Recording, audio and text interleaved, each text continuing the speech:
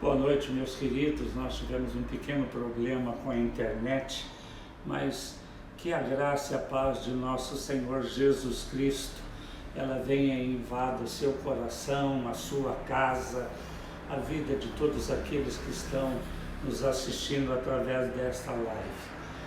Nós estamos nesta semana nos aproximando da celebração do Natal. Sexta-feira agora nós celebramos o Natal, embora nós saibamos que esta não é a data certa, né, do nascimento de Jesus, mas é a data que foi estabelecida e nós então somos convidados a celebrar o nascimento do nosso Salvador. Eu queria estar falando nesta noite sobre isto, que celebrar o Natal é reconstruir a esperança de dias melhores. Nós que ao longo de praticamente todo este ano vivemos tempos de incertezas, de inseguranças. Eu tenho trabalhado bastante isto nos últimos meses e o Senhor, através da sua palavra, tem trazido conforto e esperança para o nosso coração. Nós estudamos durante várias semanas sobre a questão da ansiedade, sobre a questão das preocupações e os ensinamentos de Jesus no Evangelho de Mateus, no capítulo de número 6, trouxeram um grande conforto para o nosso coração. Jesus ali, ele nos orienta que nós não devemos andar ansiosos e preocupados com os cuidados desta vida, pelo que nós havemos de comer, beber ou vestir. E ele diz, né, que as aves dos céus, elas não semeiam, não colhem, nem armazenam, mas o Pai Celestial cuida de cada uma delas e que Ele vai cuidar também de cada um de nós. Então, eu quero convidar você a abrir o texto de Romanos, capítulo de número 15, eu quero ler o verso de número 13. Romanos 15, 13. Diz assim a palavra do Senhor: Ora, o Deus de esperança vos encha de toda alegria e paz em crer, para que abundeis em esperança pelo poder do Espírito Santo. Nós vemos aqui a oração, o rogo de Paulo e a declaração de uma promessa de Deus para cada um de nós. O pedido dele a Deus é que o Deus da esperança, o nosso Deus, nos enchesse de alegria e paz, para que nós pudéssemos abundar de esperança pelo poder do Espírito Santo. Como eu dizia, né, nós temos vivido dias de incertezas, dias de insegurança, né, e diante da palavra do Senhor, nós recebemos consolo, conforto, nós somos fortalecidos. E quando nós falamos de esperança, interessante que eu me lembrei de um ditado que diz que a esperança é a última que morre. Mas na verdade este texto de Paulo deixa muito claro que a esperança não morre jamais. Porque a esperança, ela tem um nome, é Jesus. E Paulo está declarando, orando, pedindo para que o Deus da esperança, que Ele enchesse o nosso coração com alegria e paz, para que nós pudéssemos então abundar de esperança, abundar de esperança. E este deve ser um grande desafio para nós, porque como eu estava dizendo, né, celebrar o Natal em meio a tudo aquilo que nós estamos vivendo, em meio às incertezas, a toda esta insegurança, é realmente reconstruir a esperança de dias melhores. Por quê? Por que eu digo isto, né? Porque quando nós olhamos para este texto, esperança, no original grego, ela tem um significado de regozijo e de expectativa confiante na eterna promessa de salvação. É diferente, né, do texto da declaração de Provérbios, no capítulo 13, verso de número 12, que fala que a esperança que tarda faz adoecer o coração. No grego nós entendemos que há duas palavras diferentes e os sentidos também são diferentes. Neste texto de Paulo, o original grego de esperança é elpis, que tem um sentido, como eu disse, de uma alegria e de uma expectativa confiante, né, da eterna salvação que nós temos prometido em Deus. Agora, a esperança de Provérbios 13, ela fala de quando nós esperamos algo e isto demora a chegar. E o termo grego original é tochelet, que tem um sentido de enfraquecer, de afligir, de tornar triste. Então, o sentido do texto de Provérbio é que quando nós esperamos algo e isto que nós esperamos demora, isto acaba enfraquecendo e entristecendo o nosso coração. Então, é muito importante nós entendermos esta diferença e não pensarmos que uma palavra está contradizendo a outra. Mas diante desta colocação de Paulo, desta esperança, desta promessa que Deus tem para cada um de nós, eu queria perguntar para você: como anda a sua fé? Como tem andado a sua fé? Como eu disse, né, nós estamos praticamente quase ao longo de todo este ano vivendo, né, num clima de insegurança, com medo, com ansiedade, com preocupações, mesmo diante da orientação de Jesus, como eu disse em Mateus 6. E Jesus, ele nos ensinou muitas coisas, principalmente que nós precisamos aprender a viver um dia de cada vez. Por quê? Porque quando nós nos preocupamos em demasia com o futuro, com o amanhã, isto enche o nosso coração de preocupação, de ansiedade. Muitas vezes somos invadidos pelo medo. Eu tenho trabalhado bastante esta questão das nossas emoções, porque todo pensamento gera uma emoção, e pensamentos ruins e emoções ruins nos levam a tomar decisões erradas. E quando nós somos levados, né, guiados pelas circunstâncias, pelo meio que nós vivemos, nós somos levados a caminhar segundo aquilo que nós vemos, segundo aquilo que nós ouvimos, ou segundo aquilo que nós sentimos. E corremos o risco de ser traídos pelos nossos sentimentos, de ser levados a assumir posições, porque quantas e quantas vezes nós nos sentimos feridos, machucados, diante de situações e circunstâncias adversas, que tem sido praticamente o natural dos nossos dias.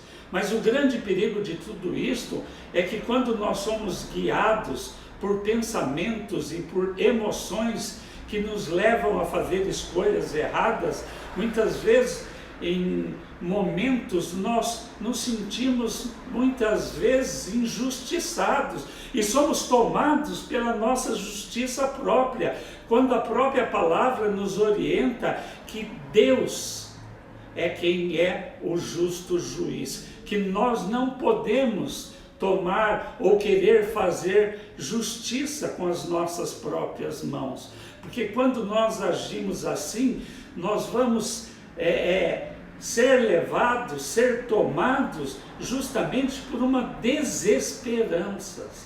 Nós vamos perder a esperança, nós vamos deixar de confiar, de colocar a nossa confiança e a nossa esperança em Deus, como a própria palavra nos orienta. Então, Por que eu pergunto para você como está a sua fé? Porque Hebreus 11:1 diz que a fé é a certeza de coisas que nós esperamos. É a convicção de fatos que nós não vemos ainda, que não existem. Então, se a fé é a certeza de coisas que nós esperamos, como está a nossa fé? Porque se nós formos guiados, como eu disse, pelas nossas emoções, pela nossa razão, se os nossos pensamentos e as nossas emoções são ruins, as nossas escolhas, consequentemente, vão ser ruins, e nós vamos caminhar, né, de acordo com escolhas erradas, e isto vai gerar em nós desesperança. Então, nós não podemos caminhar segundo aquilo que está acontecendo à nossa volta, né? Eu tenho dito esses dias que nós precisamos caminhar por decisão e não por condição, não fruto de toda a realidade negativa e contrária que nós estamos vivendo nesses dias, mas por decisão. Nós escolhemos caminhar e viver de acordo com a palavra de Deus, de acordo com as promessas que Deus tem para a vida de cada um de nós. Então, como anda a sua fé nesses dias? E eu quero perguntar mais para você. O que você esperava que acontecesse ao longo deste ano? Eu queria que você pensasse um pouco sobre isso. O que você esperava que acontecesse ao longo deste ano? E também o que você não esperava que acontecesse ao longo deste ano. Porque talvez aquilo que você esperava não aconteceu, mas aquilo que você não esperava, isto aconteceu. De repente você começou este ano de 2020 com a esperança de que seria um ano de prosperidade, de avanços e de conquistas. E de repente você está terminando este ano desempregado de repente. Quem sabe você imaginou que 2020 fosse um ano de alegrias, de paz, e de repente você está terminando este ano, né, em aflição, com tristeza, diante de tanta circunstância contrária. E como eu disse, isto pode acabar levando você a caminhar com base naquilo que você tem visto, naquilo que você tem ouvido e naquilo que você tem sentido. E talvez por isso não haja esperança no seu coração de dias melhores. Por isso que eu disse que celebrar o Natal, esta celebração é uma celebração de esperança, de vida. Há esperança, sim. Há esperança, sim. Né? E quando nós caminhamos por vista, isto realmente vai gerar desesperança. Mas quando nós nos posicionamos e começamos a caminhar por decisão, de acordo com aquilo que a palavra de Deus nos diz, de acordo com as promessas que Deus tem para a nossa vida, para a minha vida, para a sua vida, para todos aqueles que estão me ouvindo neste momento, né? Isto tem o poder de reconstruir esta esperança. Eu queria que você abrisse comigo, voltasse um pouquinho nesta mesma carta de Paulo aos Romanos, no capítulo de número 5. Romanos 5. Olha o que Paulo vem dizendo a partir do verso 1. Portanto, sendo justificado pela fé, nós temos paz com Deus, por nosso Senhor Jesus Cristo, pelo qual também temos acesso pela fé a esta graça na qual estamos firmes e nos alegramos na esperança da glória de Deus. Paulo está falando que tanto a justificação, como a fé, como a paz, como a alegria, como a graça de Deus que nos foi concedida através da obra de Cristo na cruz, tudo é por meio dele, é através dele. E isto vem para nós, por quê? Porque ele é a fonte de toda a provisão e de toda a suficiência.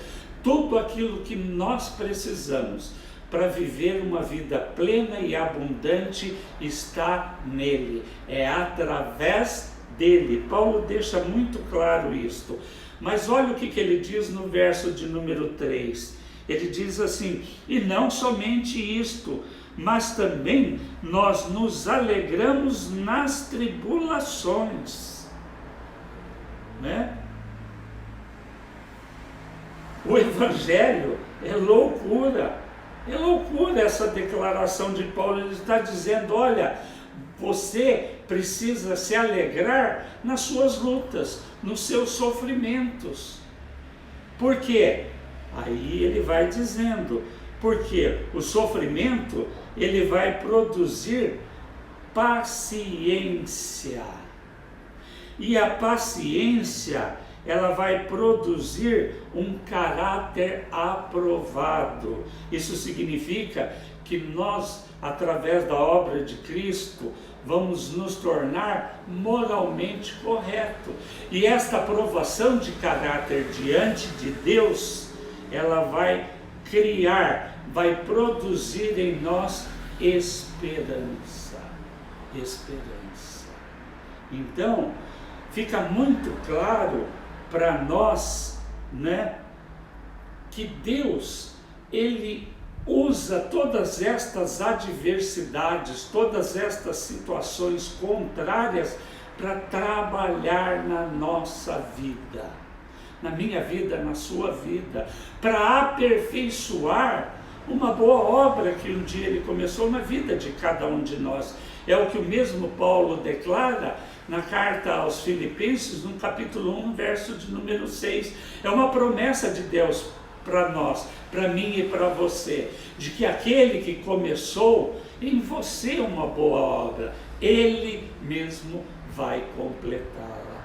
Então, Deus usa estas circunstâncias contrárias, todas essas dificuldades e lutas, todo sofrimento, fica muito claro que é para o nosso próprio benefício. E Paulo, ele repete isto. Venha comigo para Romanos capítulo de número 8.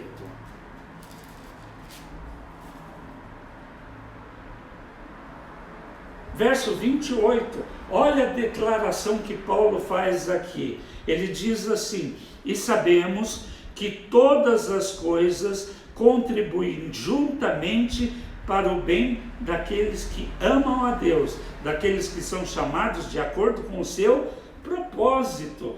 Paulo está dizendo que todas as coisas, boas ou ruins,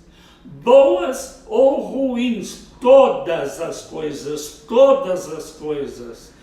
cooperam para o nosso bem, para o bem de todos aqueles que amam a Deus e que são chamados segundo o seu propósito. Deus é especialista em transformar circunstâncias que nos são contrárias em bênçãos para a nossa vida, em benefícios para nós. Muitas vezes, no momento, nós não entendemos, né? Qual o benefício que pode nos trazer sofrer? Qual o benefício da insegurança, da incerteza? Qual o benefício das preocupações, da ansiedade que muitas vezes? Tem problema se preocupar? Tem problema ficar ansioso? Não. Desde que isto não continue. A ansiedade pode vir, a preocupação pode vir sim. mas nós não devemos ficar. Isto indica uma ação contínua, isto indica permanecer. Ao contrário disto, nós precisamos aprender a confiar em Deus. E Deus, como eu disse, Evangelho de Mateus, no capítulo de número 6, leia, há muitos ensinamentos, há muitas promessas ali. E quando chega no versículo 35, Jesus nos dá uma orientação fantástica. Basta cada dia o seu mal. Quando eu ministrei sobre isto, eu disse até que o amanhã pertence ao diabo.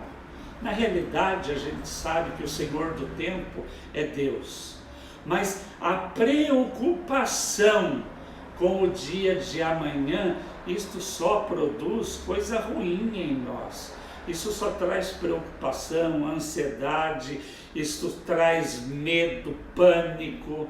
Então, a orientação de Jesus é: basta cada dia o seu mal. Jesus está nos ensinando, viva um dia de cada vez. Por quê? Porque o mal de cada dia, ele nos ajuda, ele nos dá força, ele nos dá suporte, ele está sempre perto, sempre próximo, pronto para nos ajudar, para nos socorrer. Nós podemos suportar o mal de cada dia, não o de amanhã, não o da semana que vem, não o do mês que vem. Tanto que no próprio Evangelho de Mateus, no capítulo 6, quando o Senhor ensina a oração do Senhor, que nós chamamos de oração do Pai Nosso, nós oramos: o pão nosso de cada dia nos dai hoje. Então, meu querido, minha querida, um dia de cada vez. E nós temos em Deus a promessa, sim, de que Ele vai suprir cada uma das nossas necessidades. Nós temos esta promessa de Deus, aliás, que vai além das necessidades. Quando Ele diz que aquele que se agrada do Senhor, Ele dá, Ele concede até mesmo os desejos do coração. Então, nós temos promessas tremendas de Deus, de que Ele vai cuidar de nós. Um dia de cada vez. Um dia de cada vez. Então, entenda que mesmo nas piores situações e circunstâncias, Deus está no controle de tudo. O controle está nas mãos de Deus. Creia nisto. Nada, absolutamente nada vai acontecer com você, para você, se Deus não permitir. Em Mateus 10:30, Jesus ele diz que os fios de cabelo da nossa cabeça estão todos contados. Todos contados. E não cai um sem a permissão de Deus. Às vezes Ele permite que alguns caiam da cabeça de muitos, como é o meu caso. Mas nós precisamos entender que circunstâncias adversas, por pior que elas sejam, Deus está no controle. E Deus está usando estas situações e circunstâncias para trabalhar nas nossas vidas, na minha vida, na sua vida, aperfeiçoando esta boa obra. Para quê? Para que cada dia mais eu e você nos tornemos semelhantes ao nosso irmão mais velho, Jesus. Jesus. Volta comigo lá para Romanos 15. Aquele mesmo texto que nós iniciamos esta leitura.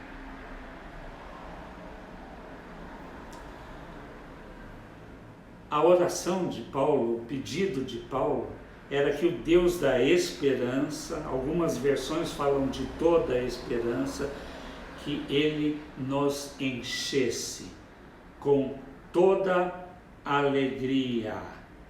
No original, é ficar extremamente contente, e isto está ligado a um coração sempre grato, extremamente contente. Isto fala de contentamento.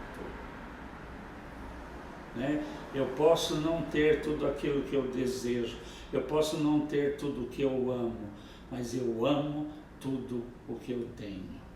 Eu preciso ser extremamente grato a Deus por tudo. É o que ele também, mesmo Paulo, nos ensina na primeira carta aos Tessalonicenses. Em tudo dai graças. Pode parecer loucura. Como dar graças em meio a uma pandemia? Como dar graças em meio ao risco de uma iminente contaminação?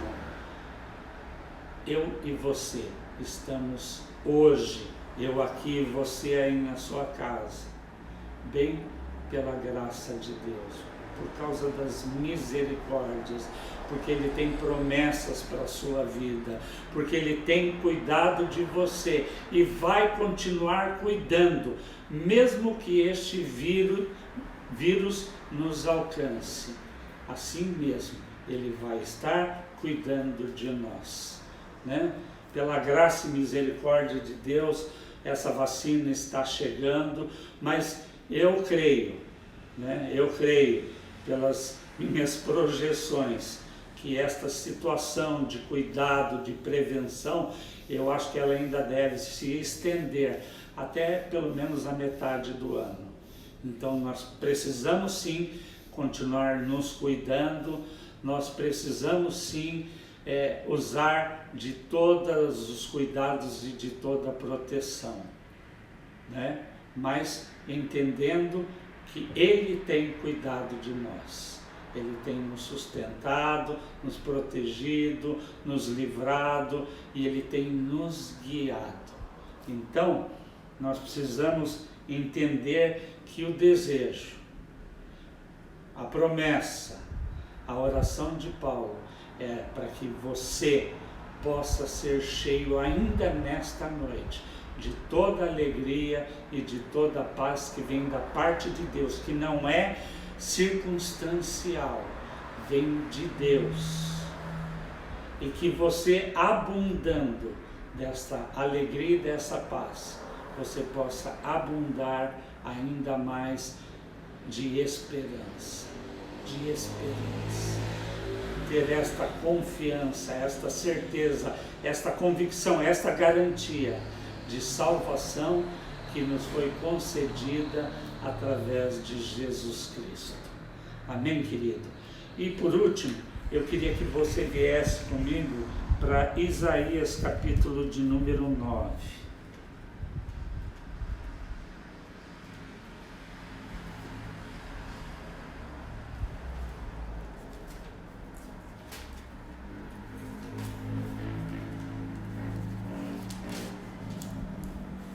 O versículo de número 6, Isaías 9, 6. Porque para nós um menino é nascido, para nós um filho é dado, e o governo estará sobre o seu ombro, e o seu nome será chamado Maravilhoso, Conselheiro, Deus Forte, Pai Eterno e Príncipe da Paz. Eu quero desafiar você. Celebre o Natal. Celebre o nascimento do nosso Senhor e Salvador Jesus Cristo.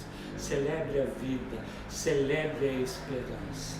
Como eu disse, celebrar o Natal, né, é reconstruir a esperança de dias melhores para você, para sua família, para sua casa. O meu desejo é que você realmente seja cheio desta alegria e desta paz que vem de Deus, e que você venha transbordar de esperança, da esperança que vem também de Deus. Coloque em Deus toda a sua confiança e toda a sua esperança, e com certeza você vai viver dias melhores. Eu quero orar pela sua vida, por você, pela sua casa. Eu quero orar para que esta palavra realmente venha levantar você, venha revigorar você, que você se encha de esperança nesta noite, neste momento. Pai, em nome de Jesus, eu oro, Pai, pelas nossas vidas, pela vida dos teus filhos, por todos aqueles que estão padecendo por momentos tão difíceis, resultado desta pandemia, resultado da crise econômica, um tempo tão difícil, Senhor, um tempo de incertezas, de inseguranças, mas a Tua palavra, ela nos conforta, ela nos traz segurança, e esta promessa de nós sermos cheios da Tua alegria, da Tua paz, alegria e paz, Senhor, são sentimentos, são emoções que nós precisamos nestes dias. A alegria do Senhor, ela se torna força dentro de nós, é a declaração de Neemias. Então, Pai, eu oro pela vida dos meus irmãos, para que o Senhor venha encher cada um deles com a Tua alegria, com a Tua paz, e que eles possam abundar de confiança e esperança, sabendo que o Senhor tem trabalhado pela vida de cada um deles. O Senhor tem guardado, o Senhor tem protegido, o Senhor tem sustentado e o Senhor tem guiado cada um deles.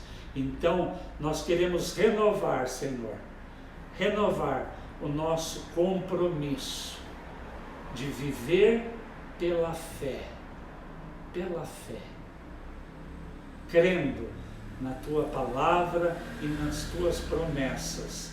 Nós tomamos esta decisão mais uma vez, de viver pela Tua palavra, Senhor, não por aquilo que nós vemos, ouvimos ou sentimos, mas nós queremos viver pela fé na Tua palavra, Senhor.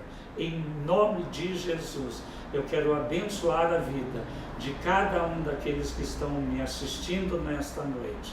Seja abençoado, seja renovado na sua fé, na sua esperança, que o Senhor te abençoe, te fortaleça nesse momento, em nome de Jesus, e que você, junto com os seus, possa celebrar o nascimento do nosso Senhor e Salvador Jesus Cristo.